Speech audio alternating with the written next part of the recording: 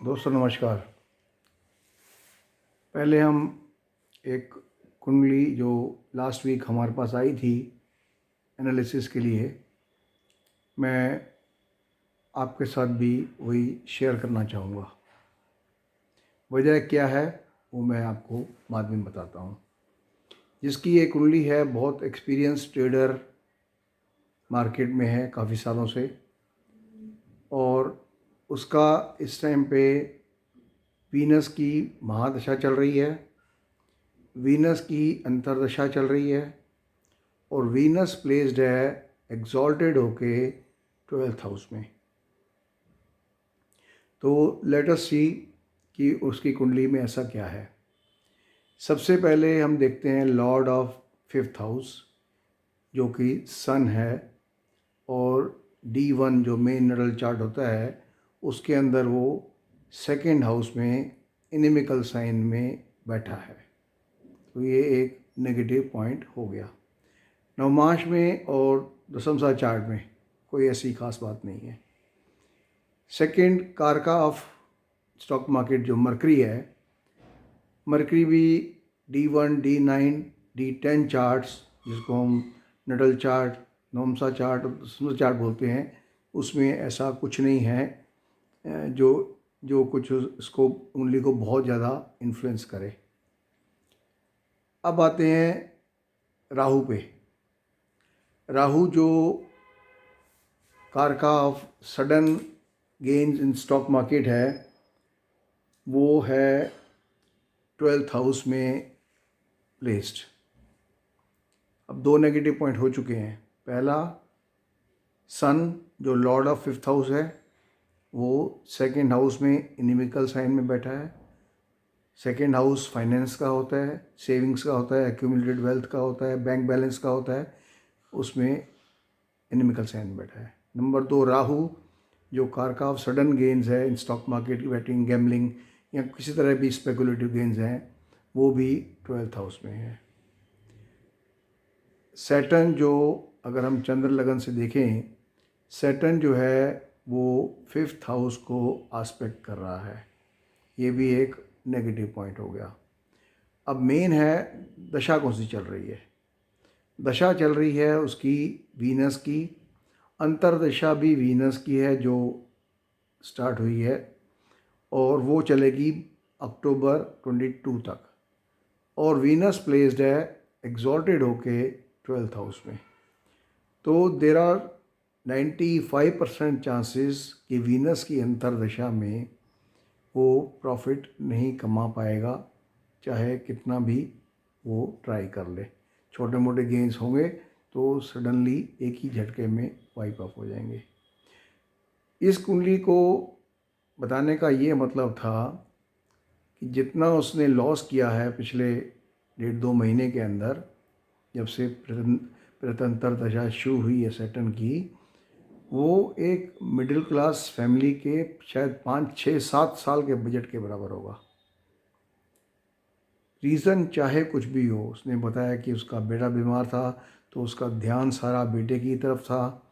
जो position plus में रह गई थी जब 18,604 तक इंडेक्स गया था, तो कुछ पोजीशंस प्लस में रह गई थी, वो काट नहीं पाया। और उसके बाद बेरिश हेड एंड शोल्डर जो दिया था इसका निफ्टी ने 17,730 के अराउंड, तब भी वो कुछ नहीं कर पाया। अब नेट में उसको काफ़ी ह्यूज लॉस हो गया है। इस कहानी को सुनाने का ये मतलब है कि मैं जो बार बार बोलता हूँ, प्लीज़ अपनी कुंडली चेक कराइए, उसमें 1,000-2,000 का खर्चा है। अब आप सोचिए, कहाँ 1,000-2,000 और कहाँ किसी की फैमिली का 6 साल का बजट। अब आप डिफरेंस लगा देखिए कि कितना फ़र्क पड़ता है। एनीवे, आई स्टिल इंसिस्ट कि अगर आप स्टॉक मार्केट में काम करते हैं तो आपको अपने अच्छे बुरे पीरियड्स का पता होना चाहिए, और आप अगर ख़राब पीरियड है तो ट्रेडिंग बंद कर दें या उसी हिसाब से कम कर दें। अगर फेवरेबल पीरियड है तो आप थोड़ा एग्रेसिव भी खेल सकते हैं। ये तो हो गई कुंडली की बात। अब हम बात करते हैं कि स्टॉक मार्केट में पिछले हफ्ते क्या किया। जैसा मैंने लास्ट वीडियो में कहा था आपको कि 2 तारीख 3 तारीख के प्लस माइनस 1-2 दिन से हम यहाँ से बॉटम एक्सपेक्ट कर रहे हैं और वो 22 दिसंबर तक इन टोटलिटी ऊपर ही रहेगा। तो हमने जो भी ट्रेड्स इनिशिएट किए थे 29 को या 30 को, ऑलरेडी एक बारी हम प्रॉफिट बुक कर चुके हैं और दोबारा कुछ नए स्टॉक्स के अंदर भी एंट्री करेंगे। स्टॉक मार्केट गिरनी शुरू हुई जब 17,730 पे हेड एंड शोल्डर की नेकलाइन ब्रेक हुई और वहाँ से ये गिरा है 16,782 तक, ऑलमोस्ट 1000 पॉइंट समझो गिरा वहाँ से।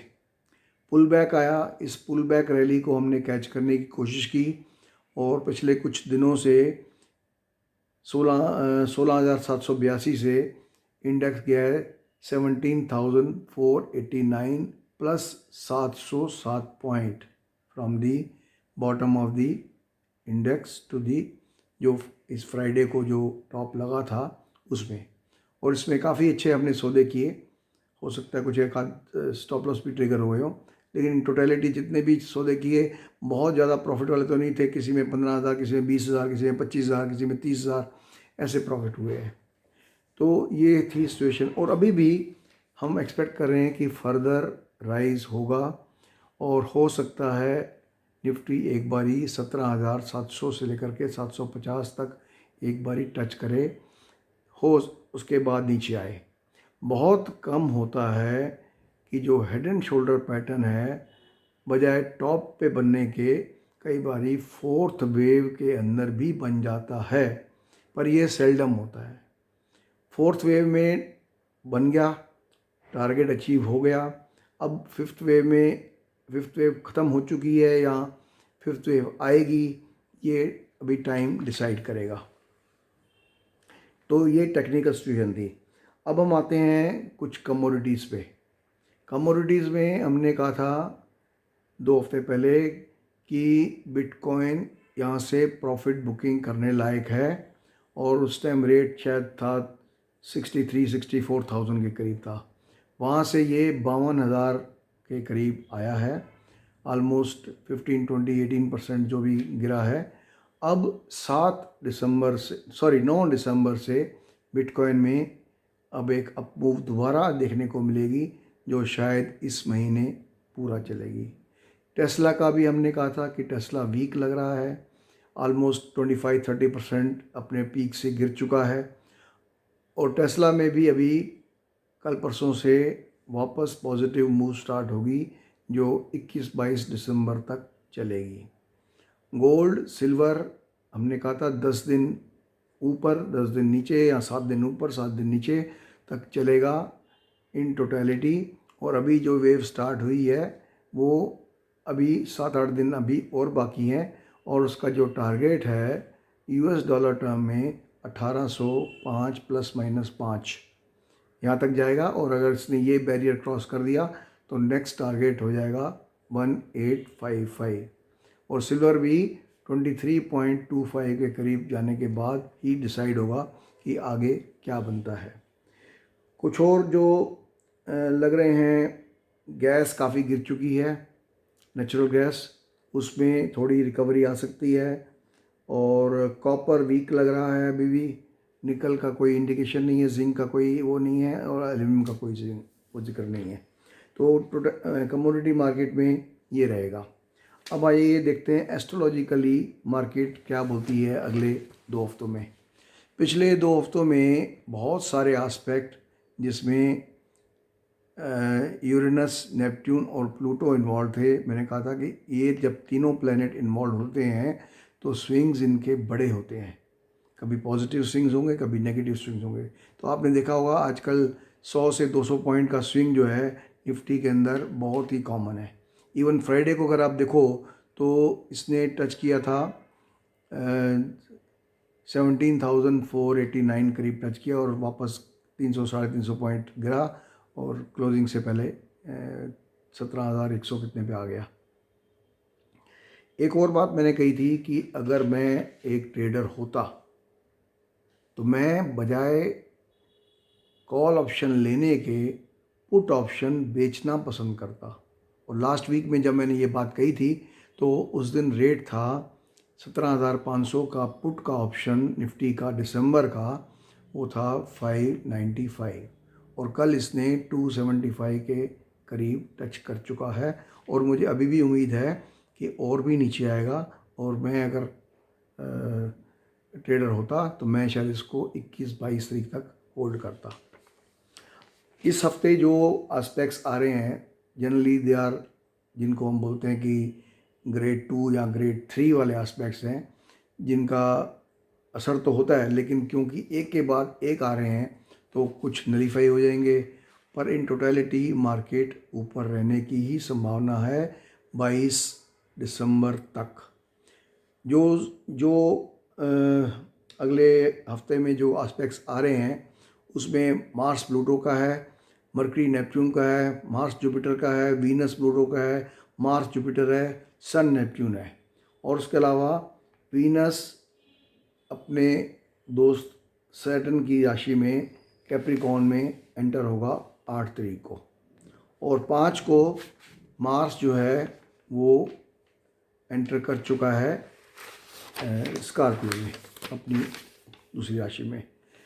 उसके बाद जो नेक्स्ट वीक में भी जो आ रहे हैं वो है मार्स का राहु के साथ अपोजिशन और सन का जुपिटर के साथ, और वीनस रेट्रोग्रेड हो रहा है 19 तारीख को कैप्रिकॉर्न में रहते हुए। और जो इम्पोर्टेंट, सबसे इम्पोर्टेंट है वो है सैटर्न यूरेनस का स्क्वायर एस्पेक्ट, वो जो 24 तारीख को बनने की उम्मीद है। तो 24 और 30 या 31 के बीच में हो सकता है कई स्टॉक्स शार्पली गिरें। तो इसके लिए मैं पहले से ही फोरवार्न कर रहा हूँ कि अपनी पोजीशन ऐसे रखिएगा कि अगर मार्केट गिरती है तो आपके हेजिंग स्ट्रेटजी कंप्लीट होनी चाहिए। 22 तारीख को अगर आप पुट ऑप्शन को क्लोज कर देते हो तो उस टाइम मैं कहूँगा कि आप जनवरी का कॉल ऑप्शन बेचो या दिसंबर का ही कॉल ऑप्शन बेच के आई होप कि उसमें पैसा कमा सकते हो। उस वाले हफ्ते में और भी हैं, मरकरी यूरेनस का है, वीनस प्लूटो का है और मरकरी नेपच्यून का एस्पेक्ट है। 22 तारीख को बुध भी पश्चिम से उदय होगा।